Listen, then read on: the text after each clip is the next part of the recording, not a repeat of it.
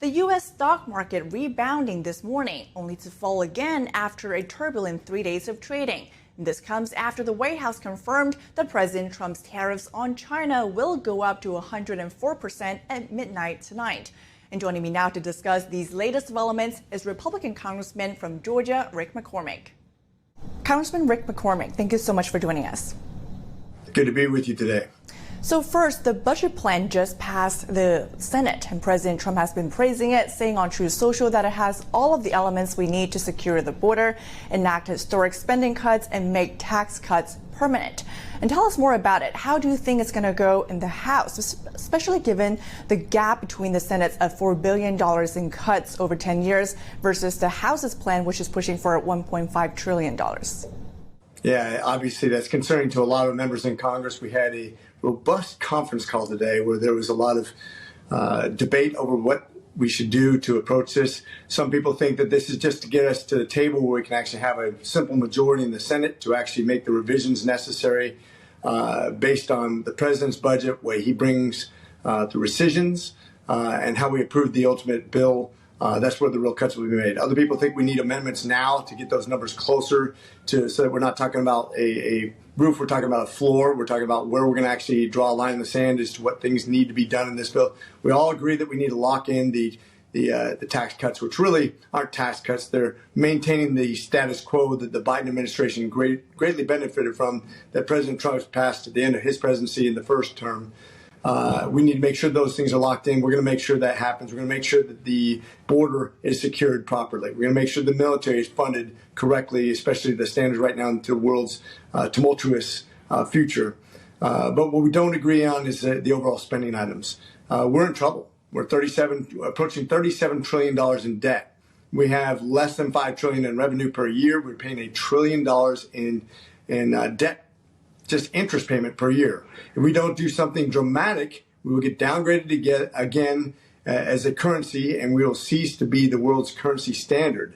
That would be extremely expensive to us, not only in interest payments, but also the future of whatever we invest in America. As we approach 30% of our revenue being spent on interest payments, that's a really bad indicator of the future of America. So we need to do something now. We need to get rid of a lot of fraudulent spending, wasteful spending. We need to get people used to working again and not just sitting at home. We need to make sure that all hands are on board when it comes to the future of America. And Congressman, on tariffs, given your service on the House Armed Services Committee, how do you view the impact of President Trump's new tariffs on national security of our country? And do you think they're effectively strengthening the U.S. manufacturing, especially when it comes to critical defense components like steel and tech components? Or are you concerned that they might strain our relationships with some of our allies who are key to our military strategy? Well, I'm not big on commodity tariffs because there's no way to negotiate that. You know, it's either a commodity or it's not.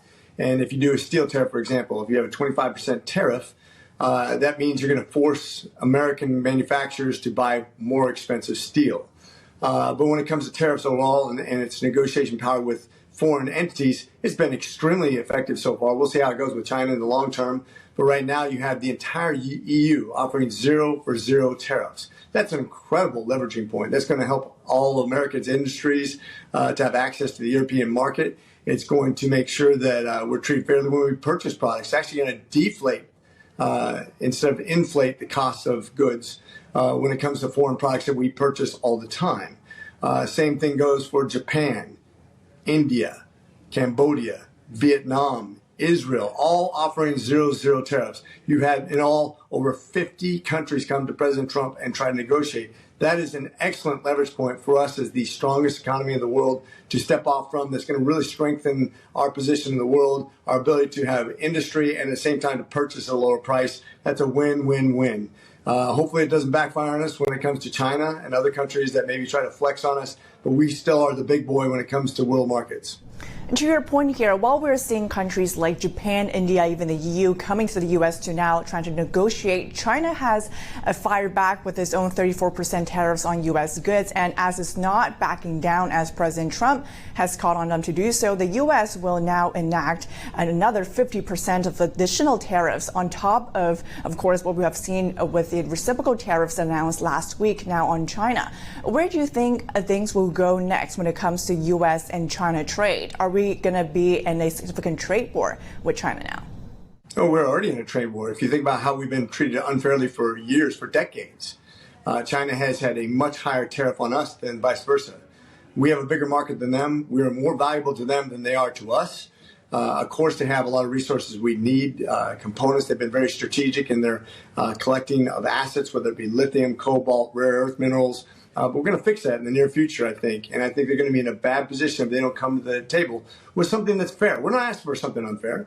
We're asking for them to do the same thing to us that we're doing to them, which is a 0-0 tariff. That's free trade. That's what's always worked. To be treated unfairly is a protectionist market. They've been doing this in the World Trade Organization. They've been supplementing their businesses by government manipulation. It's put a lot of people out of business. It's not fair trade. They've been taken to court over 20 times and lost almost every single legal battle because they cheat on the World Trade Organization. It's about time that they be held accountable. Well, I've heard administrations on both sides, past administrations on both sides of the aisle, complaining that China's unfair trade practices have hurt American manufacturers and even consumers and regular households. But when it comes to the actual impact of the new tariffs, though, for example, your district in Georgia includes some suburban Atlanta with a strong presence of tech, healthcare, and small business sectors. How do you think tariffs are expected to impact local employers and consumers in your district? And are you hearing some specific concerns from your constituents? Luckily, all the concerns I've had have already been addressed. The people who have come to the table are from Europe and Vietnam. Most of my constituents were smart enough to shift away from China and towards Vietnam, Cambodia, other countries that offer similar products. I think that will only accelerate in the near future. If China continues to escalate this, India has the production capacity that China has. They have the manpower, they have the resource, they have the ability to obtain those things. And I think over the long haul, China will be shooting itself in the foot if they continue these unfair trade practices. So we're really in the driver's seat on this. They will be isolated, not us. And before I let you go here, we have seen a bipartisan bill being brought up by Senators Grassley and Cantwell seeking to require congressional approval for new tariffs within 60 days. Do you support that? Should Congress reassert its constitutional right that it says over trade here?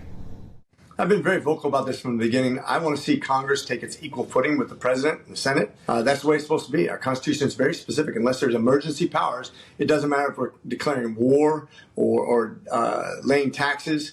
That is something that's supposed to be constructed out of the congressional body, not the presidency. I respect what President Trump's doing. I think it's going to have a great and positive impact. But we don't want the next president to do the same thing in a negative way. So we want to make sure that we have balanced government the way it was intended in the Constitution. That's good for everybody, and I think it's the way our country was designed. Congressman Rick McCormick, thank you so much for your insights here. My pleasure. Semper Fidelis.